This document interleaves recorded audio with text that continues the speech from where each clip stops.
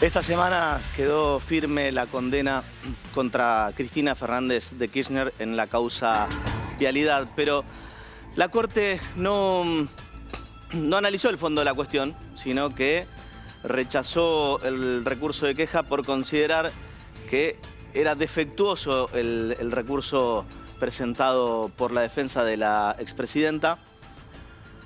Y hay obviamente mucho para analizar, por eso lo invitamos al constitucionalista Eduardo Barcesat para hablar y analizar este caso. La ley de nietos te permite recuperar la nacionalidad española si alguno de tus ancestros la perdió por distintos motivos. Básicamente, si se exiliaron en una determinada época de España y pues ya sea por motivos políticos o ideológicos. El tema es que esta ley vence en octubre, así que si querés hacerte de la ciudadanía española, no te duermas, presta atención que en un rato te vamos a decir cómo hacerla y todo lo que necesitas para hacer este trámite. El gobierno lanzó Promesa. Yo me acuerdo de una tira de Mafalda cuando leía en el diario que el gobierno había exhortado, que yo decía, ¿qué es exhortar? Algo así como pérdida de tiempo, alentar en palabras era la definición que encontraba Mafalda en el diccionario.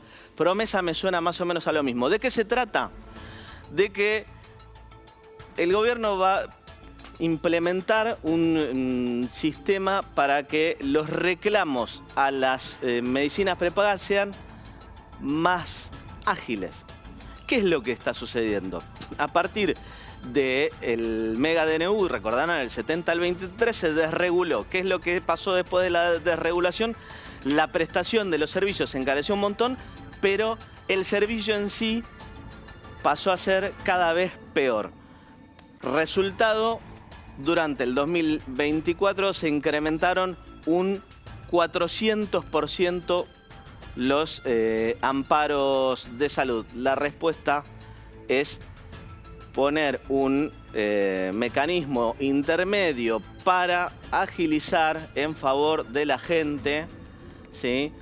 Este tipo de reclamos. Como siempre, en favor de las grandes corporaciones, nunca en favor de la gente. Y en el cierre vamos a hablar de un caso que estremeció a toda la sociedad. Teo Correa, de 7 años de edad, falleció tras ser alcanzado por una bala perdida producto de los disparos efectuados por un policía que estaba de civil repeliendo un intento de robo que era llevado a cabo por 4 malvivientes.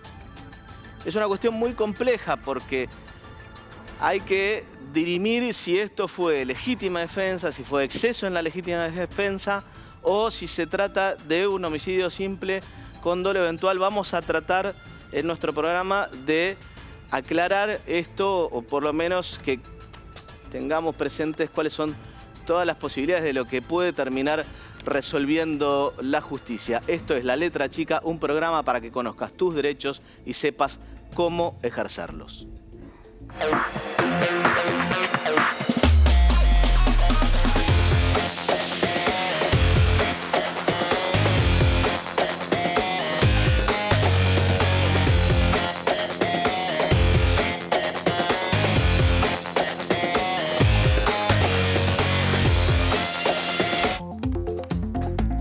Se confirmó la condena a Cristina Fernández de Kirchner a 6 años de prisión e inhabilitación perpetua para ejercer cargos públicos. Una de las interrogantes que surgen es si existe alguna vía recursiva después de agotadas todas las instancias a nivel nacional. Está claro que la Corte Suprema de Justicia de la Nación tiene la última palabra, pero ¿existen vías recursivas? ¿Cuáles son las opciones que tiene la defensa de la expresidenta? Y en todo caso, ¿cuál podría ser el resultado? Vean el informe y enseguida estamos hablando con Barcesat.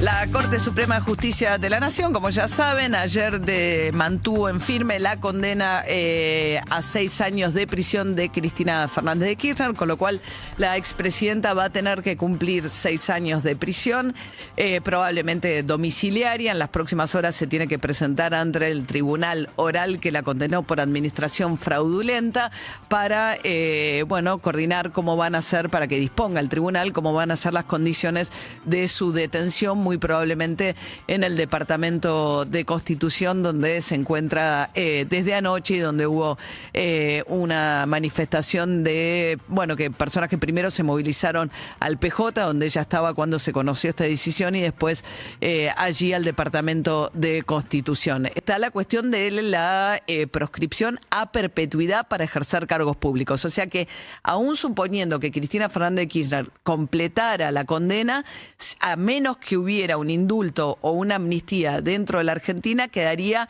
impedida a perpetuidad de ejercer cargos públicos. Al cepo del salario que le ha puesto el desgobierno de Javier Milei, ahora el Partido Judicial le agrega el cepo al voto popular. Una novedad realmente. Este cepo al voto popular no lo pone este triunvirato de impresentables que funge como una ficción de la Corte Suprema. No se confundan, son 3 monigotes que responden a mandos naturales muy por arriba de ellos.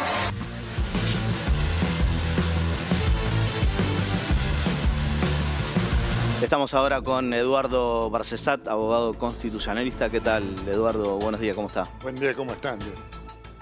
Lo primero que quiero preguntarle es casi un tecnicismo. Muchos medios informaron que rechazaron la queja por aplicación del 280. El 280 dice que puede ser sin fundar ni nada, no parecería el caso. ¿En qué términos se rechazó la defensa planteada por Cristina? Bueno, el 280 no fue aplicado en este caso, pero diría que la resolución que salió es una especie de 280 con flecos, es decir, con algunos agregados. Pero es completamente inasible, diría, en lo que es la dignidad del discurso jurídico y de las prácticas jurisdiccionales, por 2 razones centrales. Sí. La primera de ellas es que quebranta el principio universal, diría, del ne bis in idem, es decir, de la inviabilidad de la doble persecución penal. Porque esa causa, que se inició muchos años atrás, se inició y se radicó en el juzgado del doctor Ercolini en Capital Federal.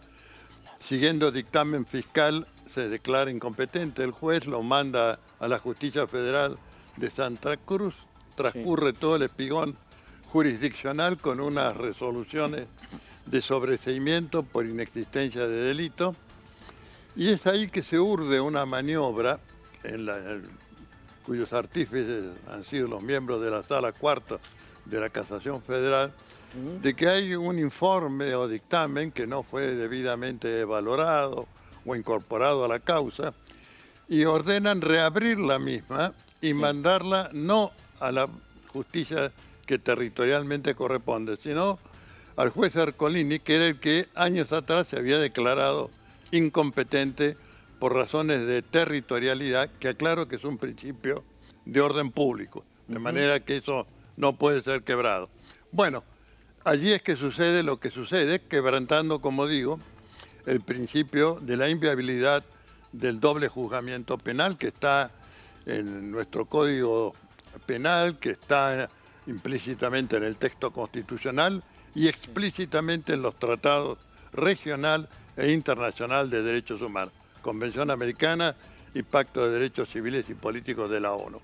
Bueno, esto ya bastaría para fulminar el fallo.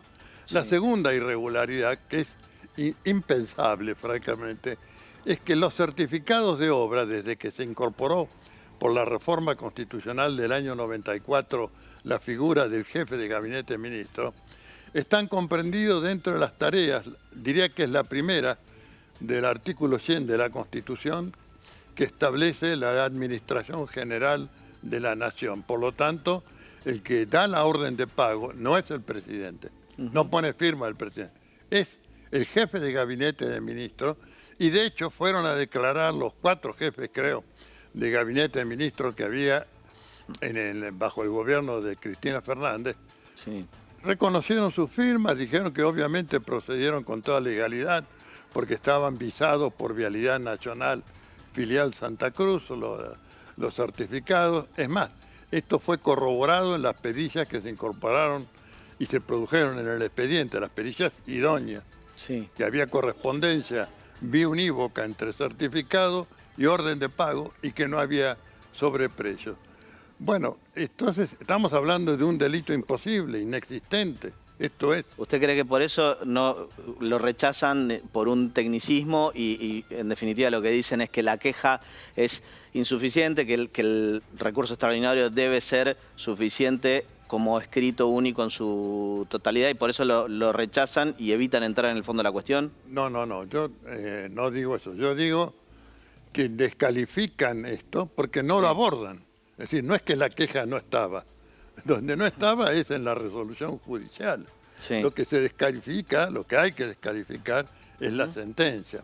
Sí. Ahora, hay 2 factores que debió tener en cuenta la Corte Suprema. La primera, está integrada por 3 miembros. La ley dice que son 5. Sí. El Reglamento para la Justicia Nacional establece la factibilidad, casi diría la imperatividad, de que cuando hay vacancias se nombren jueces suplentes, Sí. que son sorteados electrónicamente entre los presidentes de las cámaras federales de todo el territorio del país. Sí. Deberían haber convocado para un tema como este, que inviste gravedad institucional, a integrar la Corte para este fallo con 2 conjueces. Es más, diría que por aplicación del artículo 30 del Código de Procedimientos, si los jueces saben que han sido prácticamente ametrallados por presiones periodísticas de los medios hegemónicos dominantes, diciendo la sentencia tiene que salir ya y tiene que ser severa, etcétera, etcétera, o la bala no salió, pero el fallo sí. Bueno, frente a todo ese clima absolutamente impropio a lo que es la administración de justicia y sí propio, desgraciadamente, a esa doctrina perversa del lawfare, descendencia putativa de la doctrina de seguridad nacional, que frente al desprestigio del secuestro, tortura, desaparición forzada, hay que acudir a otro mecanismo, y lo llama así, General Dunlop, de la West Point. El arma judicial. Bueno, Sí. el arma judicial es esto lo que estamos viendo. Entonces, allí es donde se crea un conflicto que el Código de Procedimientos prevé que cuando un juez siente por presión, lo que fuere, que no puede tener una actividad imparcial, Sí. se aparte, y entonces debió haber integrado una corte de 5 conjueces para aventar toda sospecha de imparcialidad, de pérdida de independencia. Bueno, eso hubiera demorado mucho más, sin lugar a dudas.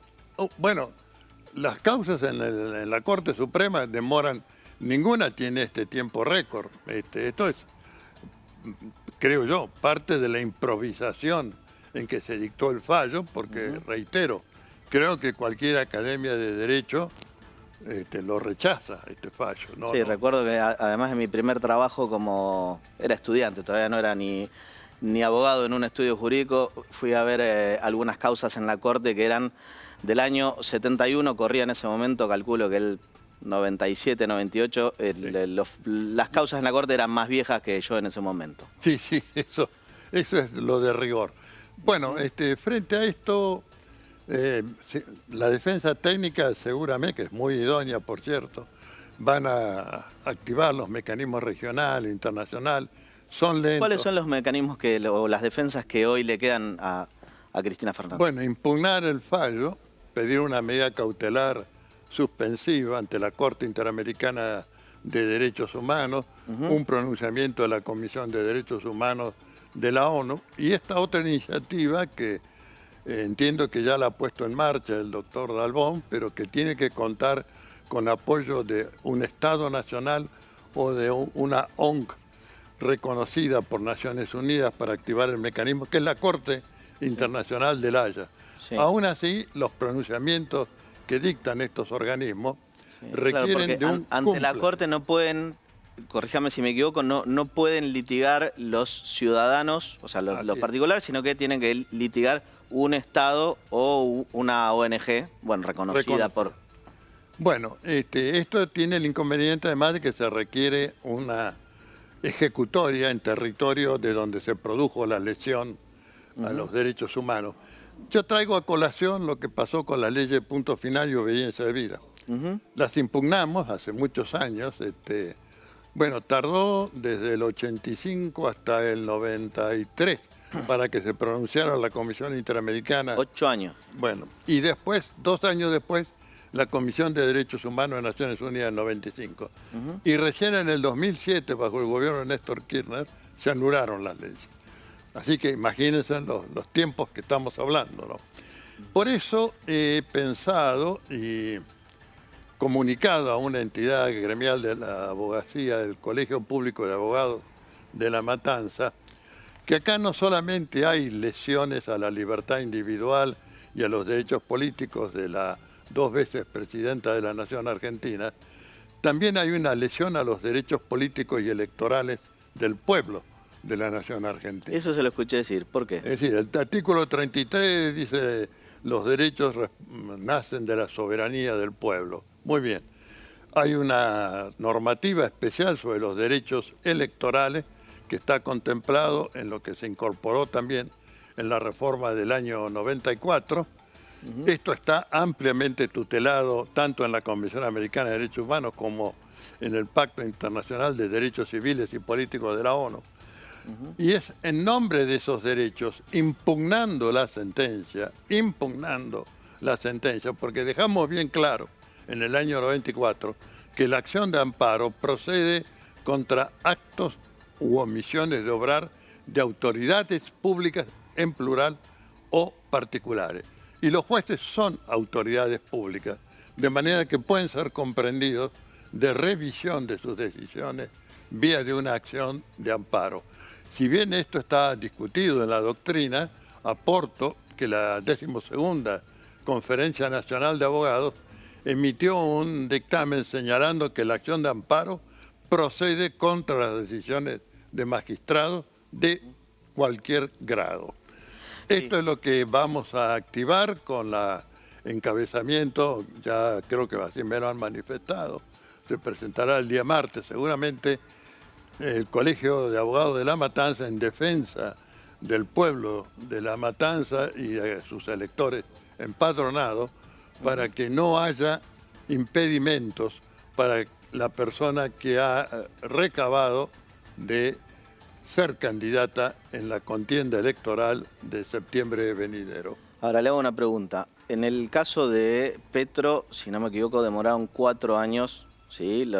Justamente los tribunales internacionales, y lo que usted me relata también son procesos de larga duración, ¿sí? Bueno, el artículo 43... ¿Qué expectativa? Eso porque yo escuché o leí en algún medio que tenían la expectativa por ahí no de tenerlo resuelto para estas elecciones, pero sí para el 2027. ¿Qué ventana habría ahí para...? Yo primero tengo que decir qué dice la Constitución respecto a la acción de amparo. Dice acción expedita y rápida. Así que vamos a ver si por una vez se puede lograr, algunos pronunciamientos han sido así, efectivamente, una decisión pronta y rápida, porque no es más que cotejar el texto de una sentencia con las garantías que están en la Constitución y en los tratados internacionales de derechos humanos. No requiere peritajes, pruebas, testigos, nada. Es texto contra texto. Y ahí es donde entiendo que los jueces no necesitan de ningún otro saber o discurso que no sea el propio al saber de los juristas. Y esto sería un amparo ante la justicia electoral, no en tribunales internacionales. No, justicia nacional. Bien. Y protegiendo esos derechos, y también, así lo señalamos en el escrito que hemos preparado, defendiendo la institucionalidad. Yo le digo al pueblo de la nación argentina, en el año 94 se incorporó una cláusula señera, que la hemos bautizado como la lección de derecho, que condena los ejercicios usurpativos del poder político los golpes de Estado clásicos militares que han asolado nuestra vida institucional.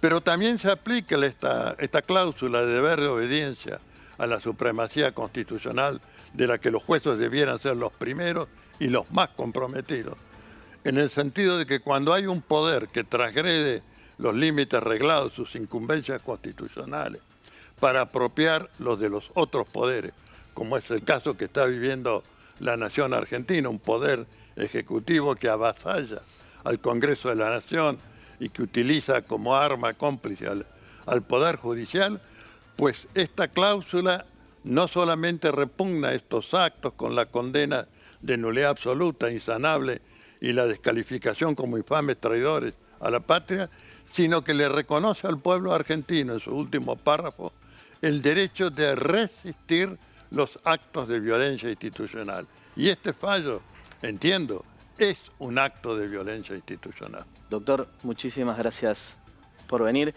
Son las 11:21, 13 grados en la ciudad de Buenos Aires. Las imágenes lo muestran por sí mismas. No es el mejor día para andar saliendo. Estamos en vivo por la pantalla de IP.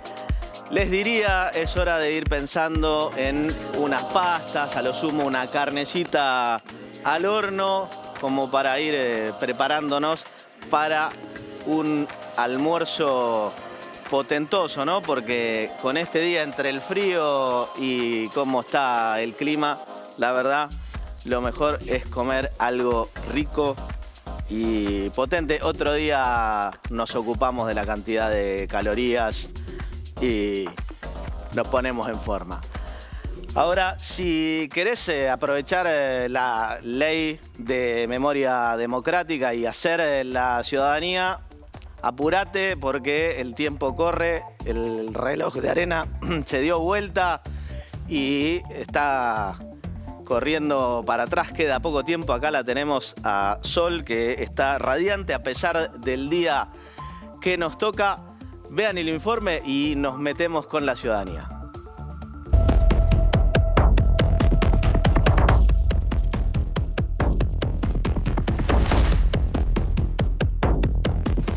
La famosa ley de nietos, la ley de memoria democrática, una ley que se instauró con un periodo de 2 años, que se vencía en este 2024, pero que el gobierno decidió posponer o dejarlo activo un año más, hasta el año 2025. La Comunidad Económica Europea, la Unión Europea, también ha puesto ciertos problemas a que a través de España pueda dar acceso a una inmigración mayor en América Latina, y esto pues puede hacer que, si no se toman las medidas necesarias para que usted pueda recuperar su nacionalidad en este tiempo, quizá ya no haya más posibilidades. ¿Y qué pasa si acaba la ley? No pasa absolutamente nada siempre y cuando el solicitante tenga la documentación y haya solicitado al consulado. Ya lo haya solicitado. Al consulado respectivo. De hecho, esta teoría que nosotros estábamos diciendo desde hace tiempo, el otro día se plasmó en el Boletín Oficial del Estado, que, como saben todos ustedes, es la Gaceta Oficial de España. El 5 de noviembre se estableció que todos aquellos, a través del Ministerio de Justicia, que fue quien lo redactó, todos aquellos que soliciten antes de que la ley acabe, solamente tendrán luego que esperar a resolver, presentar su documentación en el respectivo consulado y esperar a resolver su expediente. Aquellos que fueran nietos de españoles, o bien aquellos que sus padres fueran ya españoles, son supuesto 1 y supuesto 3. Y el supuesto 3 es los que sus padres ya son españoles por la ley de memoria histórica que se hizo en el 2007. Entonces ahora pueden aplicar por supuesto 3 directamente. Y sí, es muy importante, si son nacidos en Miami, quien resuelve es el consulado de Miami. Y eso va rapidísimo, en 3, 4 o 5 meses pueden tener la nacionalidad española.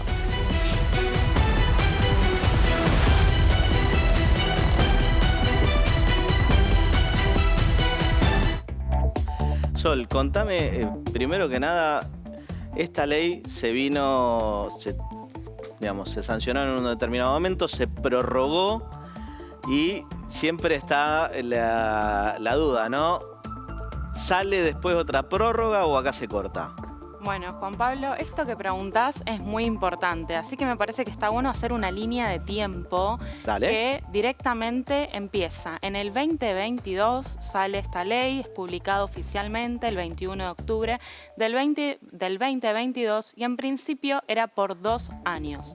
En la letra chica de esta ley estaba establecida una prórroga por 1 año más que efectivamente se prorroga hasta el 2025, hasta el 21 de octubre del 2025. Y esto que veíamos en el informe es muy importante. Lo que explicaba este periodista es este asunto de qué pasa si en la fecha límite, que es 21 de octubre del 2025, yo no fui reconocido español o yo no tengo el turno. Sí. ¿Quedé fuera de la ley? Bueno, la respuesta es no. Lo que hay que hacer para quedar dentro de la ley, hablando claro y sencillo, es demostrar tu solicitud, tu intención de querer aspirar a la nacionalidad española. Entonces vamos con un ejemplo práctico. Ejemplo, en el consulado de Buenos Aires, en el consulado de España en Buenos Aires, Sí. lo que hay que hacer es crearse un usuario al menos el día 20 de octubre del 2025.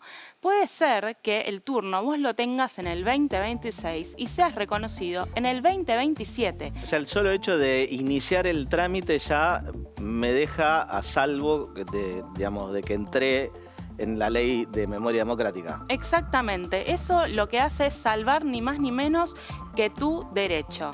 Entonces, Ahora juntá todos los papelitos para el día que te toque el turno, ¿no? Porque digo, Ahí antes está. de última reiniciabas el trámite, ahora no. o tenés todo o fuiste. Exactamente, y esto que decís acá es muy importante. Las personas que quizás pidieron un turno en el, por ejemplo, 2023, les dieron para el 2024 y fueron, que hay un montón que se piden un turno, asisten y no tienen nada, bueno, tenían un changüí más, tenían un anito más para presentar.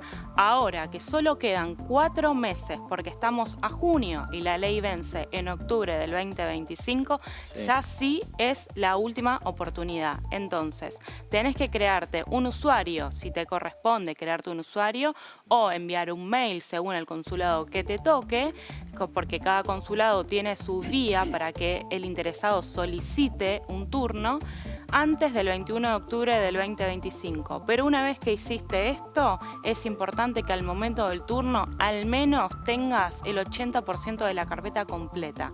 Porque después lo que va a pasar, por ejemplo, te presentás en el consulado el día del turno Sí. y te van a pedir la carpeta, que ahora vamos a ver qué es lo que debe contener. Si, por ejemplo, te falta un acta, bueno, te van a dar un plazo para que vos la presentes. Pero si vos vas con 0, ya está, quedaste afuera y ya no tenés la posibilidad, porque la ley venció, de pedir un nuevo turno. Si te parece, repasamos. Primero, quiénes la pueden pedir y después, qué es lo que tienen que presentar. ¿Hasta dónde llega? ¿Hijo, nieto, bisnieto? Bueno, esta pregunta es también muy importante porque en un primer momento se creía que nada más eran hijos o nietos de exiliados, que era por causas políticas. Después lo que pasa es que sale una instrucción que aclara que no hace falta el exilio no es exclusivo. Entonces, ¿hasta dónde aplica? A hijos, nietos y bisnietos de españoles. Esto se divide en anexos. Por un lado tenemos a los hijos y nietos en el anexo 1, después tenemos a los hijos nacidos de mujeres que se hayan casado con ciudadanos extranjeros antes de 1978, donde hubo una reforma, un referéndum a la Constitución española, donde iguala los derechos entre hombres y mujeres. Entonces, si hay un hijo nacido post 1978 de una mujer española, puede hacer la nacionalidad española por anexo 2. El anexo 3 lo que habla es de los hijos mayores de edad beneficiados por los ciudadanos que se hayan sido reconocidos españoles por esta ley o por la Ley de Memoria Histórica de 2007. Entonces, en el anexo 3 están, si se quiere, los bisnietos, pero en realidad cuando vas al consulado no vas en calidad de bisnieto, vas en calidad de hijo directo mayor de una persona que fue reconocida española por esta ley. Ejemplo, un nieto. Entonces, por ese motivo es que también aplican los bisnietos, pero no legalmente ¿Pero los el bisnieto lo puede hacer directamente o en realidad tiene que hacerlo primero el nieto y después el bisnieto? Mirá, me estás poniendo Estamos todas las haciendo preguntas. la lupa a la letra chica de la letra chica. Pero son las perfectas, porque son las que todo el mundo se pregunta, son las que en las consultas me preguntan a mí. Bueno, si sos bisnieto y tenés a tu padre o a tu madre con vida, es necesario que primero tu ascendiente, el nieto, haga el trámite para que vos lo puedas hacer. Primero o en simultáneo. Ejemplo, pueden asistir los dos el mismo día en el consulado. Primero presenta uno, después se presenta el otro con una diferencia de 10 segundos. Aplican. Sí. Ahora, ¿qué pasa si tengo la ascendencia fallecida? ¿Qué pasa si el nieto, mi papá o mi mamá, falleció? Bueno, vas a poder hacerlo siempre que el español originario, es decir, el español nacido en España, Sí. sea hombre. Eso es muy importante. Entonces, para resumir... Háblame de discriminación. Sí, seguimos así en el 2025, pero es lo que dice la ley. Pero entonces acá es muy importante aclarar esto. Hijos, nietos y bisnietos aplican. Lo ideal es que siempre hagan el trámite los nietos y los bisnietos después o en paralelo. Y en el caso de ascendencia fallecida, vas a poder hacerlo siendo bisnieto si tenés un español originario hombre. Bien. Y justamente ahora, toda la papeleta. Vos dijiste que hay que tener el 80% de la carpeta completa. ¿Qué sería eso? Bueno, más o menos el 80%. ¿Por qué digo esto?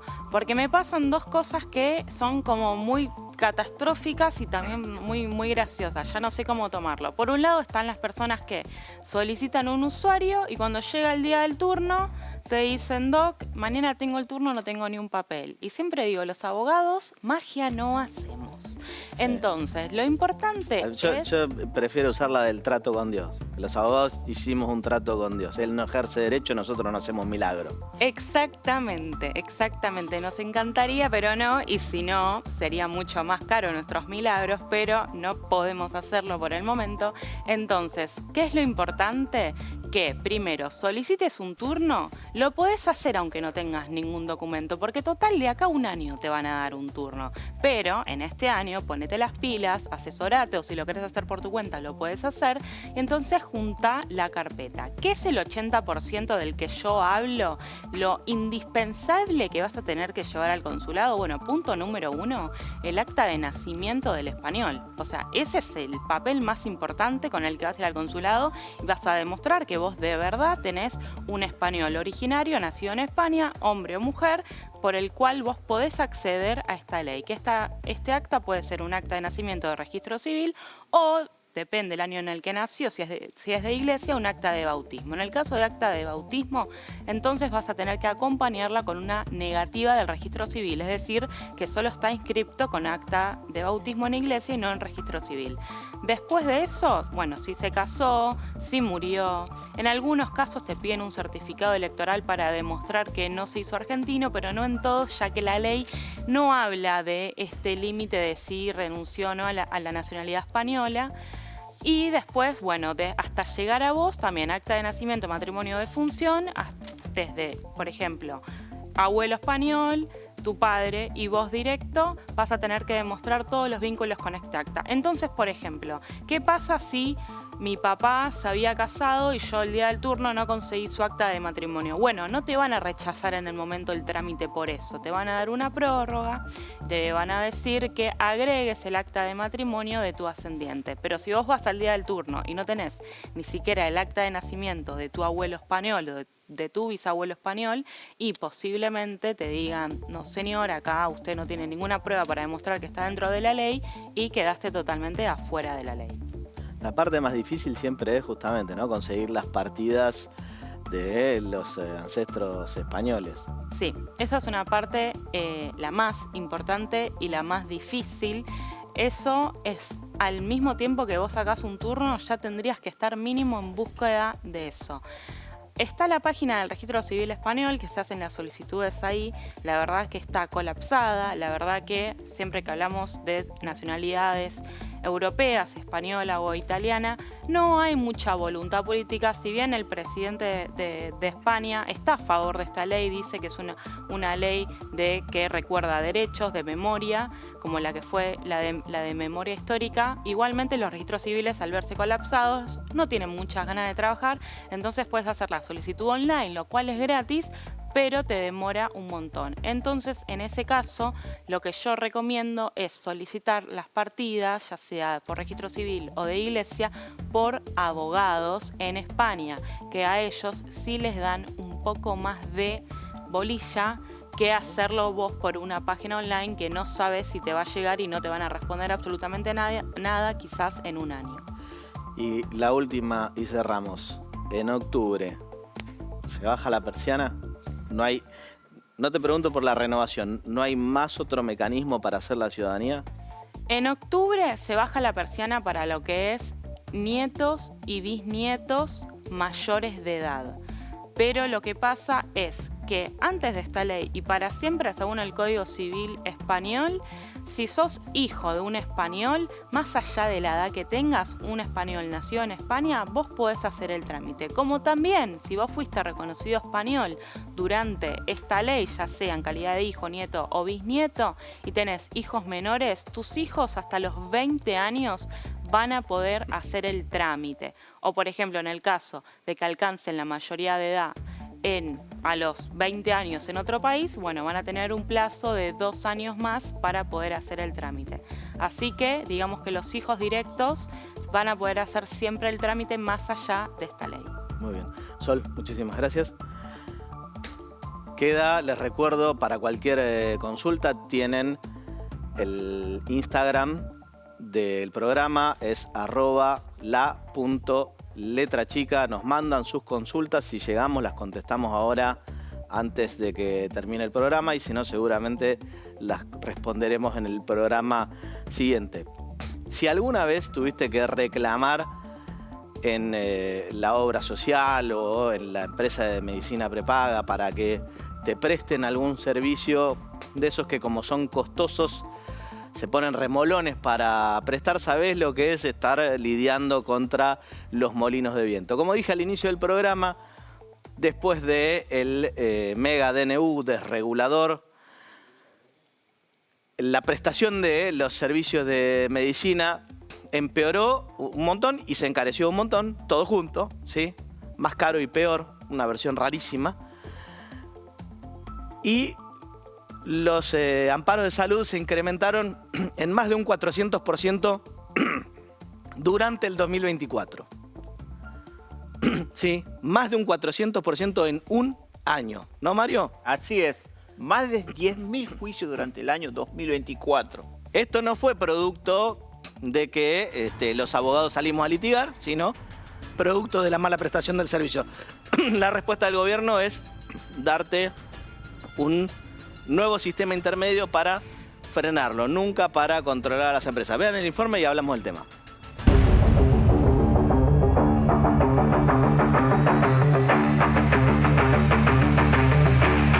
Si tu obra social no te cubriera un medicamento, ¿prefieres hacerle un juicio o intentar resolverlo mediante una mediación? Mediante una mediación. Porque el juicio es dolor de cabeza, sale dinero. No me gustan los juicios, prefiero mediar, negociar. Mediante una mediación, porque un juicio no es muy largo y el medicamento se necesita para el momento. Mediación, y porque es lo mejor para conciliar. Intentar resolver ante una mediación, porque me resultaría más efectivo y me cubriría más gastos. No, una mediación, y porque no quisiera denunciar, ¿no? Me parece algo que habría que hacerlo cuando algo es más grave. Lamentablemente creo que contra las obras sociales no se puede. Es un monopolio imposible de combatir. O te acomodás o nada. Con una mediación, porque insistiendo probablemente lo consiga. Le pasó a mi hija. Primero la mediación. ¿Por qué? Porque son los pasos legales. ¿Y confías en que un trámite administrativo como el que propone el gobierno pueda garantizar el acceso rápido a tratamientos médicos? ¿O es más? No confío con lo que proponga el gobierno. Uno debería confiar y tener esperanza, ¿no? Mira, con este gobierno no sabes lo que puede pasar. Debería ser más fácil, totalmente. No, la verdad que Milei está muy en contra y está a favor de la privatización de todo lo que es salud. Realmente no lo sé. Desconozco exactamente cómo es lo que propone el gobierno en profundidad. Eso rápido no, es eterno. A eso ya no sé porque la justicia lamentablemente sabemos que está para atrás. ¿Y te parece justo que haya que atravesar tantos pasos para poder acceder a la salud pública? Te diría que no, pero la verdad es que como veo que se está moviendo este gobierno, yo no estoy en contra, la verdad. No, no me parece justo que la hagan fácil y que encima que uno tiene un problema en la salud, no tener que pasar por tantos vericuetos administrativos, ¿no? No, tiene que ser más rápido, más sencillo. La verdad es que si sos discapacitado no, te tienen que cubrir totalmente el 100%, pero hay gente que finge. Entonces por ese problema es que hay que regularizarlo mejor. No, yo trabajé toda mi vida en salud porque soy instrumentadora y cada vez estamos peor. Lamentablemente no. Tenemos un problema sanitario grande, pero eliminando al Estado no se soluciona, al contrario, se empeora. ¿Y crees que este nuevo sistema beneficia más a los pacientes o a las empresas de salud? Lo propone el gobierno, entonces no beneficia al pueblo. No creo, no ha tenido una sola medida para beneficiar al pueblo. No conozco bien de este nuevo sistema. Esto beneficia a las empresas. Debería beneficiar más a la salud, no a las empresas. Beneficia que no se esfuerza día a día y no duerme para comer, no duerme para trabajar y no duerme para nada. Generalmente los monopolios siempre sacan su tajada.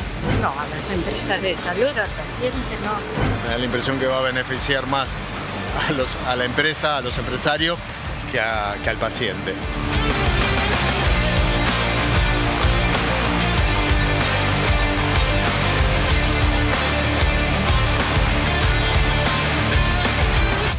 Mario Cariño, ¿a quién beneficia esto, querido? Bueno, es un procedimiento especializado solamente en materia de salud. Recordemos que esto va a entrar en vigencia dentro de 60 días, es decir, a partir del 3 de agosto del año 2025. ¿Cómo nace este sistema que se llama promesa? Vamos a ver si promete o no promete el cumplimiento. Supuestamente ayudaría a los ciudadanos, a las personas adultas, a todos aquellos que tengan problemas de salud. Es una mediación previa, es optativa, es decir, es voluntaria. La persona que tenga un problema de salud habitualmente recurría a la justicia. Ya decíamos en el informe previamente también que hubo más de 10.000 juicios de amparo durante el año 2024, razón por la cual el gobierno sacó este decreto de necesidad de urgencia. Pero Mario, ¿por qué hubo 10.000 el año pasado? Y bueno, evidentemente por la desregulación, el famoso decreto, el DNU del año 2023, no el 70. 70 del 2023, sí. Exactamente. Bueno, esto lo que busca es tratar de evitar la vía judicial. ¿Por qué? Porque habitualmente el ciudadano cuando tiene un problema de prestaciones de salud, ya sea por medicamento, por atención médica, por falta de cobertura, etc., va a la vía judicial, al amparo directamente. Pero con este nuevo sistema, directamente va a pasar... ¿Qué otras opciones tenían antes? Porque ¿qué ibas? Ante la superintendencia, pero no pasaba nada. Y te demoraba un tiempito largo. Entonces, la acción judicial era la vía idónea, porque lo dice la Constitución, el artículo 43 de la Constitución Nacional, dice que la vía idónea es el amparo para cuestiones de salud. Pero con este decreto se torna optativa. No quiere decir que sea obligatoria. Usted puede optar por este sistema. Está dispuesto por el DNU 379, con lo cual el plazo máximo de duración de este procedimiento es lo que está previsto de 30 días. Sí. Apenas se sortea el mediador tiene 48 horas para notificar a la entidad de medicina prepaga, por ejemplo, por alguna denuncia de algún incumplimiento en el funcionamiento de la prestación. A través de formularios online, el paciente juntamente con un abogado, con uno que lo va a representar, va a tener que cargar los datos personales, el diagnóstico, en este caso la historia clínica totalmente digitalizada y por el sistema del trámite a distancia. ¿Sí? Esto quiere decir que no va a ser personalizado. Pero el problema está en que todavía no está reglamentado cómo se va a instrumentar. Si bien este es el decreto marco, se habla de que se va a usar por ahora el sistema de mediación a través del sorteo de las cámaras nacionales, como si fuese un accidente. O sea, mediadores civiles. Mediadores civiles, porque todavía falta una segunda etapa de reglamentación. Bien, ¿quiénes van a ser las partes intervinientes en este procedimiento de mediación previa en materia de salud? El paciente con el abogado, posiblemente el Ministerio de Salud también sea parte necesaria y las empresas de medicina prepaga, ¿sí? ¿Qué es lo que se va a buscar acá? Que el mediador trate de acercar a las partes para que lleguen a un acuerdo razonable con respecto a ese medicamento, con respecto a esa falta de atención, esa falta de cobertura, con respecto a todo lo que tenga que ver con temas de salud, ¿sí? Este procedimiento en principio es gratuito, dice el decreto, pero hay algunas cositas que le encontré yo como letra chica, como por ejemplo, el DNU te remite a otra ley de mediación y esa ley implica un gasto menor, por ejemplo, las notificaciones. Claro. Eso va a correr a cargo de... Las notificaciones no son gratuitas porque son por carta documento. Claro. Más allá que pueda ser por un correo privado, más barato en principio de lo que es tal vez el correo argentino, que tampoco es muy caro. Bien. Pero bueno.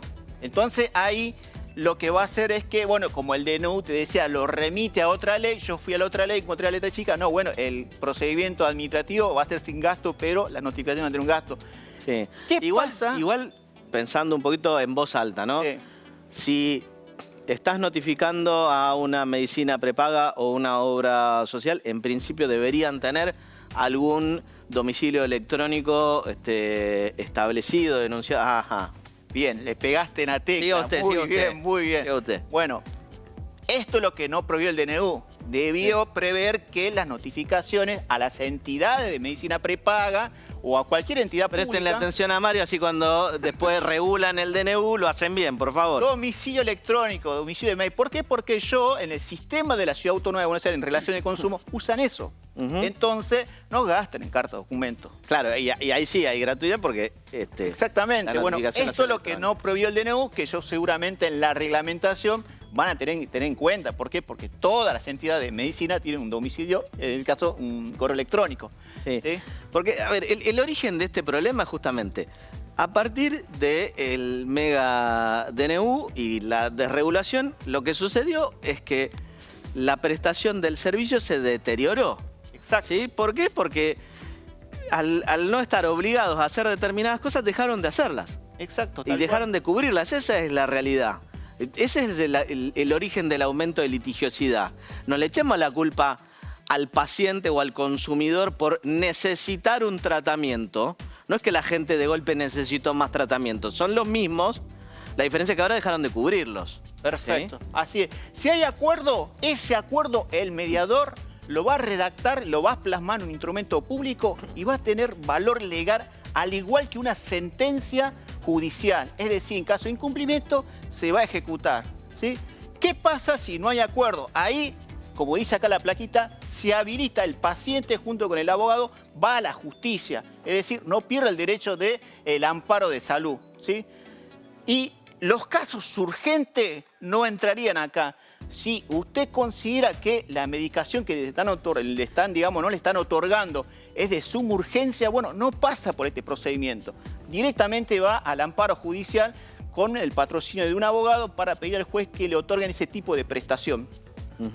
Esto ya te da un poquito la pauta de para quién está pensado, ¿no? Porque en definitiva, si no van a resolverlo, que acá no venga este caso, porque total... Claro, por eso... Ahí sí dice, bueno, vos andá a la justicia porque total no te vamos a resolver nada. Por eso en una de las primeras plaquitas decíamos que el requisito en el formulario es la historia clínica, la documentación, para que el mediador que se va a designar acá va a ser uno especializado en derecho de salud. Sí. Entonces va a verificar previamente si esto amerita que pase por este sistema del MEP, digamos, de promesa, o directamente lo rechaza y dice, no, vaya usted a la justicia. Muy bien. Mario, estamos, ¿no? Muchísimas gracias. Ahora vamos a un breve corte y enseguida hablamos del caso de Correa. Enseguida volvemos.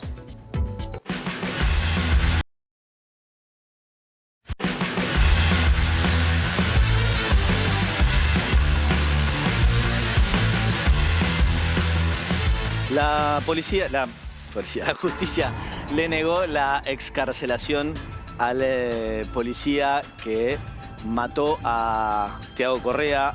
Facundo Aguilar Fajardo permanece detenido y acá tenemos a Jorge Alarcón para hablar de este tema. Jorge, decime primero que nada, ¿qué es lo que vos pensás que es este caso? Ahora vamos a discutir justamente, sí, me parece muy importante que discutamos si se trata de legítima defensa, si es un exceso en la legítima defensa o si es un homicidio simple con dolo eventual. Jorge, te escucho. Doña Rosa, don Carlos, tengo una inmensa tristeza con la calificación penal que acaba de dar el fiscal en la causa. De homicidio culposo que tiene una pena máxima de 6 años a homicidio simple con dolo eventual de 8 a 25 años. Voy a tratar de hacer rápido la parte técnica. ¿Sabe a quiénes generalmente le imputan homicidio culposo? A los que van conduciendo drogados, alcoholizados, que hacen picada y que matan gente en la calle todos los días. Si no tienen antecedentes, le dan 3 años. O le dan prisión domiciliaria, como la Toretto, que está haciendo videos ahora en su casa. Al policía, homicidio simple con dolo eventual. Le voy a explicar, el dolo eventual no está en el Código Penal. Recordemos el hecho por ahí para el que tal vez no vio. Bueno, lo explico porque voy a llevar todo el caso a cómo sucedió. ¿Qué es dolo eventual? Porque es la parte técnica que me pediste. El dolo eventual es que el policía se tenía que haber imaginado que ese día iba a tomar el colectivo con su mamá, lo iban a tratar de asaltar 4 delincuentes que tenían antecedentes, que no tienen problema en matarte, y que después él, en legítima defensa, porque cumple con los 3 requisitos, agresión ilegítima, el medio empleado para repelerla, no fue el que causó esta situación. Se tendría que haber imaginado la lamentable situación que se dio, que él al disparar a los delincuentes, a 198,50 metros, estaba Tiago, lamentablemente. Dolorosamente, un pésame para la familia. Ahora, ¿usted cree que el policía se iba a imaginar todo eso y por eso pone la carátula de dolo eventual y no dolo culposo? A un policía que estaba cumpliendo con su función. Mire, señor, yo siempre muestro la tapa de este diario. No trabaja ni estudia más de 1 millón de chicos. ¿Sabe de cuándo es la tapa de este diario? Del 2002. Ahí había 5 chicos de esa edad, de 21 años, incluido el policía. El policía no está resaltado, es amarillo que está el diario. Ya, perdón. ¿Seguís usando el mismo del 2002? Sí, es el 2002. Es el 2002, ahí está. ¿Lo ven? Sí, se ve. Ahí en este caso, y ahí voy lo que me pidió Juan Pablo que le cuente la historia. Un policía sale con su mamá en la parada colectivo. Sí. Aparecen 4 delincuentes. Sí. 4 lacras delincuentes que tenían antecedentes. Armado. Asaltan. Sí, de hecho, en el video se ve como uno descarta el arma. Exactamente. Maltratan a la madre del policía. El policía, en cumplimiento de su deber, utiliza el arma reglamentaria. ¿Y por qué la importancia de esta etapa? Porque el policía estudió, se preparó, estaba para trabajar, para defender a la patria. Los otros 4 delincuentes, ¿qué iban a seguir haciendo? Matando, robando a los abuelos, pegándole para sacarle 1.000 o 2.000 pesos. Ahora el fiscal lo imputa duramente al policía, que cumplió con su deber, que cumplió con los requisitos del artículo 34 de la legítima defensa. Y los otros 4, señor, ¿qué iban a seguir haciendo? ¿Qué iban a hacer? Iban a seguir robando. Fíjense, ¿qué querían? ¿Que el policía utilice una gomera? ¿Que le dé un abrazo de oso? Quédense, están detenidos. Pero por favor, señor, ¿sabe qué pasó en Misiones la semana pasada? Hubo elecciones. Usted decía, Alarcón enloqueció para hablar de elecciones. Un policía que estaba detenido por sedición, sin condena, se presentó a elecciones y empezó a hacer videitos. Sacó el 20% de los votos. ¿Sabe qué pasa, Jorge? Ese policía que sacó el 20% de los votos, ¿sabe por qué lo sacó? Porque la gente está harta de este tipo de imputaciones contra los policías. De que los policías cobran 700.000 pesos y estos atorrantes que salen a robar y salen a matar, ¿sabes qué? Para comprar comida, no, para comprar droga. Y después te matan por 2 pesos. Dale, Mario. Lo que pasa es que el fiscal lo que analiza en la plataforma fáctica de lo que ocurrió con respecto al caso Tiago es si hubo necesidad racional del medio empleado por parte del policía. O sea, la acción directa de repeler me parece a mí que fue excesiva en el momento de que los delincuentes, si bien estaba el policía en cumplimiento de su deber ejecutando, en este caso, repeliendo el accionar de estos delincuentes, pero al momento de que estos delincuentes estaban huyendo, escapándose, esos disparos que efectuaron a espalda, el policía se tuvo que haber representado que no necesariamente iban a pegar o le iban a impactar a estos delincuentes. Ahí está el tema. Primero es complicado, hay que ponerse en situación, ¿sí? El hombre estaba repeliendo el robo en el momento que tiene 4 tipos encima, no cabe ninguna duda. Ahí no. Que está perfecto, que desenfunde el arma y empiece a disparar. El cuestionamiento en todo caso pasa a partir del momento que ya los puso en fuga. Exacto, ahí además, está. corríjanme si me equivoco, logró abatir a 2 de ellos. Sí. Impactó en alguno, que no recuerdo el... Abate a uno, el de 18 años. A uno. Y a otro lo hirió. Pero quiero decirle algo, doctor Mario Cariño, Digo, no. Pero perdón, hasta ahí el proceder está bien. Lo que pasa es que después se ve que siguen corriendo y el hombre siguió claro, no sé si descargó vació el toda cargador, la alarma siguió disparando reglamentaria. cuando ya los tenía claramente. Quiero decirle al doctor Mario Cariño que el medio, que lo que habla él es el punto 2, necesidad racional del medio empleado para impedirlo o repelerla. Claro. Uno dice del medio empleado, se está refiriendo si el otro tenía arma y vos tenías arma, no se está refiriendo a lo que hace después. Y el exceso en la legítima defensa, doña Rosa, don Carlos, ¿sabe cuánto duró? 9 segundos.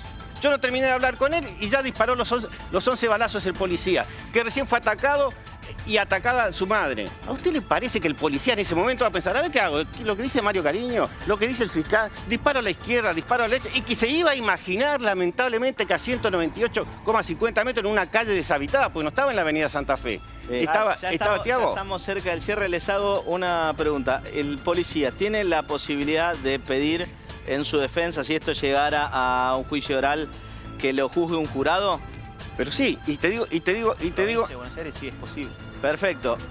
Te hago la última pregunta, Alarcón. Vos, si fueras el defensor del policía, ¿pedís un jurado o que lo juzguen los jueces? Un jurado, y no dura 2 días, porque el jurado le va a decir, señor fiscal, estamos cansados que nos roben, 24.000 celulares se roban por día, violan a nuestras hijas, matan a nuestros abuelos, y ustedes miran para otro lado. Sigan castigando a la policía porque va a haber otra elección y quizás se presente un policía y va a terminar siendo presidente de la nación. Muy bien. Muchas gracias, Jorge. Muchas gracias, Mario. Muchas gracias, Sol. Nosotros tenemos que irnos. Nos vemos la semana que viene para que sigas conociendo tus derechos acá en La Letra Chica. Acordate siempre, ante la duda, consultá un abogado y quédense que ya viene Modo Finde.